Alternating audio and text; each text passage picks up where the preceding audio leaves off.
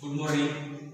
Today we are discussing about the part first, 10th standard science part first, chapter second, periodic classification of element. Why we require the periodic classification of element? Initially, here are only 30 number of elements are exist. In a very few years ago, only 30 number of elements are exist. 30 elements are exist, and these 30 elements are classified only in two parts. These 30 elements are classified into two parts. First is the metal, and second part is non-metal.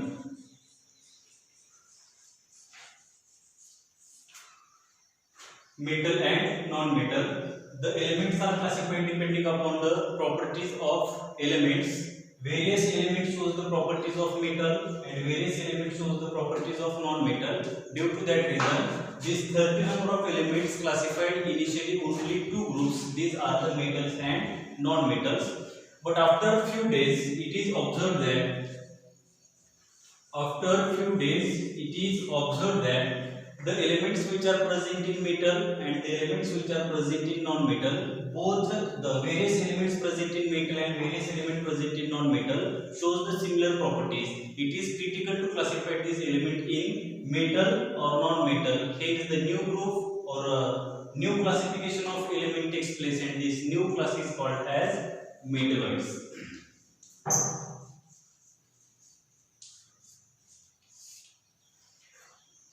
After the classification of 30 elements, metal, non-metal and metalloids, but again and again the number of elements goes on increases, and nowadays there are 118 number of elements are exist. Nowadays 118 elements are exist. These 118 elements are well classified as metal, non-metal and metalloids. But only this classification of elements are not sufficient to clarify or to study the details about the elements. Due to that reason, various scientists concentrate on the properties of elements and gives its own conclusion. The first scientist which are who discuss very well about the properties of elements, this is nothing but the Doberein. This Doberein explain the elements. This Doberein explain the properties of elements depending upon the three groups. Doberein creates three elements, groups of three elements, and called as A, B, and C. Consider the Doberein creates. Doberein ने काय केले, तीन number of एलिमेंटचे groups केले. ज्यावेळेस डोबेराइन काय केले, तीन नंबर ऑफ एलिमेंटचे ग्रुप केले. डोबेराइन क्लासिफिकेशन करतोय कोणाचं, एलिमेंटचं.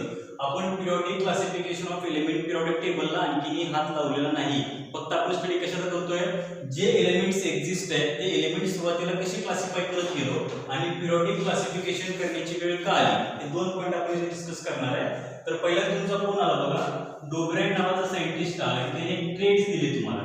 डोबेराइनने काय दिले, एक ट्रेड्स दिले. त्याचा आपण डिटेल मध्ये स्टडी करणार. तो काय सांगतो बघा की डोबेराइन, कारण प्रत्येक सायंटिस्टला काही ना काही करून एलिमेंटचं क्लासिफिकेशन करायचं होतं. एलिमेंटला कुठेतरी एका कॉन्स्टंट जागेवर देऊन ठेवायचं होतं. म्हणून डोबेराइनने काय केलं, त्याच्या वेनुसार इनिशियलला डोबेराइनने तीन नंबर ऑफ एलिमेंटचे ग्रुप्स केले. आपण कन्सिडर करा दिस 3 number of elements A, B and C. Just me generally अगोदर तुम्हाला एक्सप्लेन करतो, नंतर डिटेल्स मध्ये आपण डोबेराइनने काय सांगितलं त्याच्या स्टेटमेंट मध्ये ते मी तुम्हाला एक्सप्लेन करतो. डोबेराइन काय सांगतो बघा की 3 नंबर ऑफ एलिमेंटचे ग्रुप्स केले. किती नंबर ऑफ एलिमेंटचे, 3 नंबर ऑफ एलिमेंटचे ग्रुप्स केले. पर्टिक्युलरली त्याने काय केलं की फर्स्ट एलिमेंट आणि थर्ड एलिमेंट या दोन्ही एलिमेंटचे ॲटॉमिक मास काढले. फर्स्ट एलिमेंट आणि थर्ड एलिमेंट ह्या दोन्ही एलिमेंटचे काय केले, ॲटॉमिक मास केले. त्याने जे 3 एलिमेंटचे ग्रुप केले ते 3 एलिमेंट अरेंज कसे करायचे त्याच्याबद्दल तू काय सांगतो बघा की फर्स्ट आणि थर्ड एलिमेंटचे ॲटॉमिक मास घेतले. What is the meaning of atomic mass, याचा पण आपल्याला डिटेल मध्ये स्टडी करायचा आहे चॅप्टर मध्ये. ॲटॉमिक मासचा पण स्टडी करायचा आहे. ॲटॉमिक मास कशाला म्हणायचं ते पण क्लिअर करा. अगोदर ॲटॉमिक मास बघा, नंतर या 3 एलिमेंटची 3 अरेंजमेंट कशी केली ते नंतर डिस्कस करूया. ॲटॉमिक मास म्हणजे काय असतं बघा, आपली केमिस्ट्री 99% केमिस्ट्री फक्त शब्दामध्ये लपलेली आहे. 99% केमिस्ट्री कशामध्ये लपली आहे? शब्दामध्ये लपली आहे ना. शब्द काय बघा किंवा वर्ड काय? Atomic mass. मास कशाचं काढायचं आहे? ऍटमचं काढायचं. ऍटमचं मास असेल तर त्याला डेफिनेटली ऍटॉमिक मास म्हणा. जर मास कोणाचा असेल ऍटमचा असेल तर त्याला काय म्हणा? ऍटॉमिक मास म्हणा. आणि ऍटम म्हणजे कोण असणार बघा? Atoms are the smallest particles. Atoms म्हणजे कोण तुमचे? ऍटम्स म्हणजे स्मॉलेस्ट पार्टिकल्स. कोणाचे? एलिमेंट्स. तुमच्या डोबऱ्यांनी काय केलं? एलिमेंट्स घेतले, एलिमेंटचे काय काढले? ऍटॉमिक मास काढले. एलिमेंटचे ऍटॉमिक मास काढले म्हणजे कोण? एलिमेंटचे जर मी लहान लहान पीस करत गेलो किंवा एलिमेंटला जर मी कट करत गेलो तर त्या एलिमेंटचे मला काय मिळतात? ऍटम्स मिळतात. त्या एलिमेंटचे मला काय मिळतात? ऍटम्स मिळतात. आता कन्सिडर करा मी हा सोडियम तुमच्या समोर घेतला. हा कोण घेतला? सोडियम घेतला. आणि या सोडियमला मी कट करत चाललो म्हणजे जे मी लहान लहान पार्टिकल मिळवायला लागलो. या सोडियमचे मी काय करायला लागलो? लहान लहान पार्टिकल्स मिळवायला लागलो. जेवढं मी सोडियमला कट करत जाणार तेवढे जे स्मॉलेस्ट पार्टिकल त्याचे मला मिळत जातील त्याला आपण ऍटम म्हणणार. त्या सोडियमला काय त्या स्मॉलेस्ट पार्टिकलला काय म्हणायचं? ऍटम म्हणायचं. आणि त्या ऍटमचे त्याने काय काढलं? मास काढलं. आता पहिले एलिमेंट कन्सिडर करा ए. आपण पर्टिक्युलरली एक्झाम्पल घेऊन पुढे एक्सप्लेन करणार आहे. पहिले एलिमेंट तुमचा ए कन्सिडर करा. आता ह्या ए मध्ये एकच ऍटम आहे असं नाहीये. ते ए मध्ये एकच ऍटम आहे का? असं काही नाहीये. म्हणजे काय? जेवढे नंबर ऑफ ऍटम तुमच्या ए मध्ये असतील प्रत्येकाचे आपण काय काढले? मास काढले आणि त्याला शब्द दिला ऍटॉमिक मास. समजते का बघा? ऍटॉमिक मास कोणाचे काढले? पर्टिक्युलर जे 3 एलिमेंट्स आहेत त्या 3 एलिमेंट्स मध्ये फर्स्ट आणि थर्ड एलिमेंटचे ऍटॉमिक मास काढले. कारण काय बघा की एकदम क्रिटिकल आहे. अरेंजमेंट कोणाची करायची आहे? एलिमेंटची करायची. कशामध्ये? पिरियोडिक टेबल मध्ये. आता समजा सगळ्या ग्राउंड वरती 5वी ते 10वी पर्यंत सगळे मुलं उभा केले. ग्राउंड वरती 5वी ते 10वी मुलं उभा केले आणि पर्टिक्युलरली एका स्टाफला तो समोर उभा केला. समजा आपल्याला विसरलं उभा केलं. तिथे त्यांना सांगितलं की प्रत्येक मुलांना त्या त्या क्लासमध्ये डिस्ट्रीब्यूट करा. त्यांना कुठल्या क्लासमध्ये मुलं हे माहिती नाही. It is possible? हे शक्य आहे का? कुठल्या क्लासमधला मुलगा हे माहिती नसताना त्या मुलांना क्लासमध्ये घेऊन बसवणं ही सुरुवातीची वेळ आहे आपल्या. हा चॅप्टर तेवढ्यासाठी आला आपल्या तुमच्या सायन्समध्ये. Periodic classification of element. माहिती नाहीये ते एलिमेंट्स कुठे ठेवायचे, ते कुठं जाणार आहे, ते कुठून आणले, ते सगळे क्वेश्चन मार्क होते. प्रत्येक सायंटिस्ट त्याचं डोकं लावून काही ना काही टेक्निक लावून त्या एलिमेंट्सला अरेंज करत होता. त्याच्यामध्ये आपण पहिला कोण बघतोय? डोबेराइन बघतोय. तुमच्या सगळ्यांच्या लक्षात येते का बघा? पहिली गोष्ट एलिमेंट कशाला म्हणायचं आहे हे तुमच्या लक्षात आले. पिरियोडिक टेबल मध्ये जे बसले ते एलिमेंट आहे. त्याची डेफिनेशन तुम्हाला नंतर एक्सप्लेन करेल. एलिमेंटचे त्यांनी काय काढले? मग ऍटॉमिक मास काढले आणि त्या ऍटॉमिक मासचं काय केलं बघा? त्यांनी अरेंजमेंट करत असताना काय केलं? 3 एलिमेंट सिलेक्ट केले. पहिली कंडिशन डोबेराइन काय करतोय? 3 एलिमेंटला सिलेक्ट केलाय. 3 एलिमेंट म्हणजे कुठलेही घेऊन चालत नाही. पहिली कंडिशन लक्षात ठेवा. जे 3 एलिमेंट सिलेक्ट करायचे ते तिन्ही एलिमेंटचे इन्क्रीजिंग ऑर्डर नुसार अरेंज केले असेल. ते 3 एलिमेंट कसे असावे? Increasing order. कुणाची इन्क्रीजिंग ऑर्डर असायला पाहिजे ते पण क्लिअर करा. These elements are arranged in increasing order of. तुम्ही कॅल्क्युलेट काय केलं मला सांगा. इन्क्रीजिंग ऑर्डर कुणाची घ्यायला पाहिजे? तुम्ही सगळ्यांनी बोललं तर काय हरकत नाही. तुम्ही बोला तर तुमच्या लक्षात येत असेल. इन्क्रीजिंग ऑर्डर कुणाची घेतली आहे? एलिमेंटची कुणाची घेतली? ऍटॉमिक मासची. म्हणजे हे 3 एलिमेंट मी अरेंज करणार. जे 3 एलिमेंट मी अरेंज करणार त्या 3 एलिमेंटची मला काय घ्यायला पाहिजे? ऍटॉमिक मास घ्यायला पाहिजे. आणि त्या ऍटॉमिक मासची कसली ऑर्डर घ्यायची आहे? Increasing order. ऍटॉमिक मासची ऑर्डर कसली घ्यायची आहे? Increasing order. बघा समजते का? बघा सगळे क्लिअर करा. इन्क्रीजिंग ऑर्डर म्हणजे काय? आता हे 3 एलिमेंट मी सिलेक्ट केले. ह्या 3 एलिमेंट मध्ये पहिला एलिमेंट हा असा असणार की ज्याचा ऍटॉमिक मास सेकंड पेक्षा कमी असेल. दुसरा एलिमेंट असा असेल की ज्याचा ऍटॉमिक मास, समजते का? ऍटॉमिक मास म्हणजे त्याच्यामध्ये प्रेझेंट असणारे ऍटम त्यांचं कॅल्क्युलेट केलेलं मास. ए चं मास, ए चा ऍटॉमिक मास बी पेक्षा कसं असणार? जर इन्क्रीजिंग ऑर्डर असेल तर इन्क्रीजिंग ऑर्डर समजतं का? बघा 3 मुलं माझ्या समोर उभा केले आणि मला सांगितलं त्यांनी इन्क्रीजिंग ऑर्डर नुसार उभा करा, अरेंज करा. कसं इन्क्रीजिंग ऑर्डर नुसार? पहिला असेल त्याची हाईट सगळ्यात कमी असेल. दुसरा असेल त्याची पहिल्यापेक्षा हाईट जास्त असावी. आपण हाईटच्या बाबतीमध्ये बोलतोय. इथे डिस्कस कोणाच्या बाबतीमध्ये करतोय? हाईटच्या बाबतीमध्ये करतोय. पहिल्या मुलाची हाईट दुसऱ्यापेक्षा कशी असावी? कमी असावी. दुसऱ्याची हाईट तिसऱ्यापेक्षा कशी असावी? कमी असावी जास्त असावी. असं असेल तर ती ऑर्डर कुठली असणार आहे? Increasing order. आणि डिक्रीजिंग ऑर्डर म्हणलं त्याच्या अपोजिट. आपण इथं हाईटची फोकस करतोय कारण माझ्याकडे मुलं आहेत. मुलांचा ऍटॉमिक मास कुठल्या सरांनी काढलं? मुलांचा ऍटॉमिक मास काढता येईल का? आपल्याकडे एलिमेंट आहे. एलिमेंटचा आपल्याजवळ ऍटॉमिक मास आहे. त्या ऍटॉमिक मास नुसार त्या एलिमेंटची कशी करायची आहे? इन्क्रीजिंग ऑर्डर नुसार अरेंजमेंट करायची आहे. मग हे 3 एलिमेंट कसे अरेंज केले? इन्क्रीजिंग ऑर्डर ऑफ ऍटॉमिक मास. पहिली मास. सेकंड कंडिशन काय बघा? डोबेराइनला लक्षात ठेवायचं आहे कारण तो काय स्वरूप लक्षात ठेवायचा आहे. 10वीच्या क्लास पुरताच अभ्यास करायचा नाही. 11व्या गव्हर्नमेंटमध्ये पण जायचं सायन्स घेऊनच. बरं डोबेराईने काय केलं मग अरेंजमेंट केली इंक्रीजिंग ऑर्डर नुसार. नंतर त्याने काय केलं बघा फर्स्ट एलिमेंट आणि थर्ड एलिमेंट्स फर्स्ट आणि थर्ड एलिमेंटचे काय घेतले ऍटॉमिक मास घेतले. त्या दोघांच्या ऍटॉमिक मासचा काय केला मीन घेतला.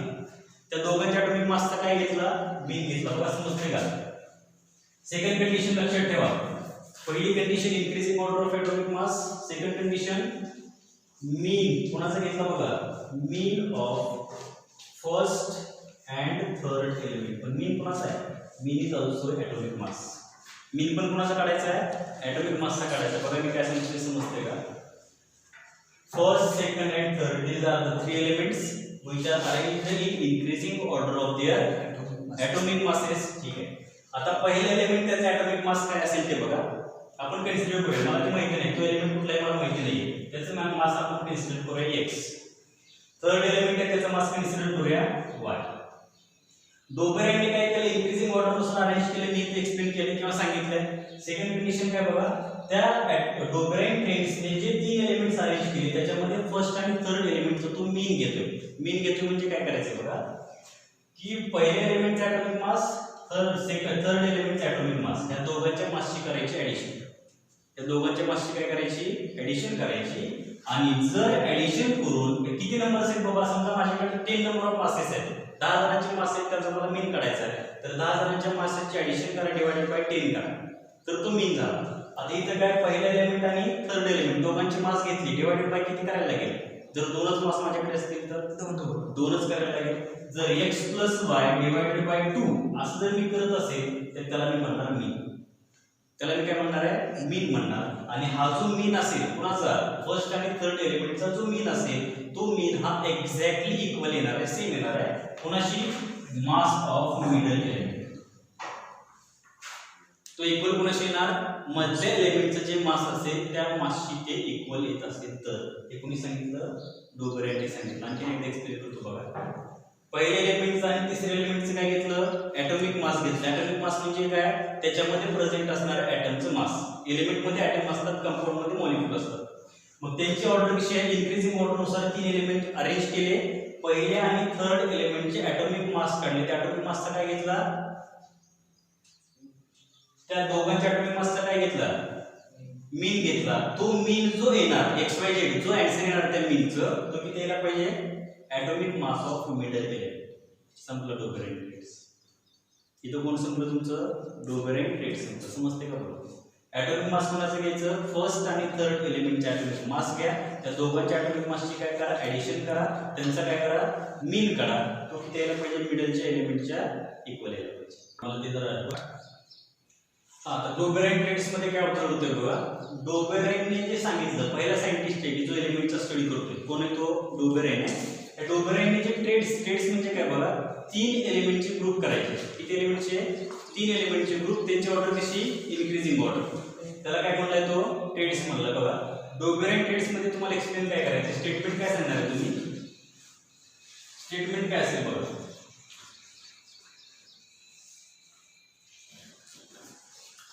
The atomic mass. The atomic mass of mean of Atomic mass of middle element was atomic mass of middle element approximately atomic mass of middle element was approximately equal to the mean of atomic masses of other two elements. approximately equal to atomic mass of the mean of Atomic masses of other two elements. equal to mean of atomic mass Of other two elements. mean of atomic mass Masses. atomic masses of other Two two elements. Okay. बघा statement काय सांगताय atomic mass कोणाचं घेत काढायचं आहे atomic mass of middle element. आता हे तीन एलिमेंट्स आहेत A B C. आता तुमचं स्टेटमेंट काय सांगते